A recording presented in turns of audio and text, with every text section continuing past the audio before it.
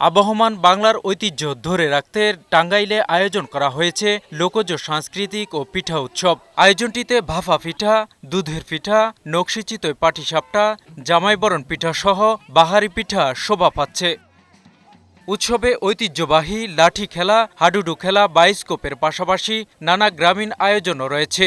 এই পিঠা উৎসবের মূল আকর্ষণ ঢেঁকি দিয়ে ধান মাড়াই ও মুড়ি ভাজা। টাঙ্গাইল কালচারাল রিফরমেশন ফোরামের আয়োজনে 3 দিন চলবে এই উৎসব। আমাদের খুবই ভালো লাগছে, সব মিলিয়ে একটা সুন্দর একটা গ্রাম্য পরিবেশের মতন একটা দেখা যাচ্ছে।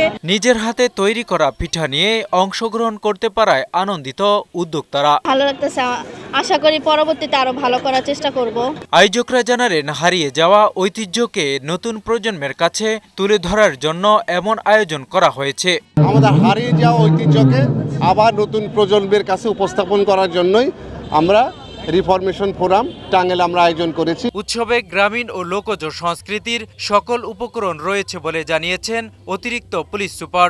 এখানে গ্রামীণ এবং লোকজ সংস্কৃতির সব উপকরণ রয়েছে। আমি নিজেই অভিভূত আজকের এই আয়োজন দেখে। অনুষ্ঠানের প্রধান অতিথি অতিরিক্ত জেলা ম্যাজিস্ট্রেট বলেন, এমন আয়োজনের মাধ্যমে নতুন প্রজন্ম ঐতিহ্যকে ধারণ করে দেশকে আরো এগিয়ে নিয়ে যাবে। আমাদের নতুন প্রজন্ম আমাদের ঐতিহ্যকে ধারণ করে এদেশকে সুন্দরভাবে সামনে আরো এগিয়ে নিতে পারবে।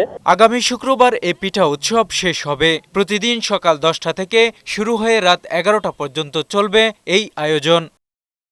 এমজে জুয়েল, বৈশাখী সংবাদ।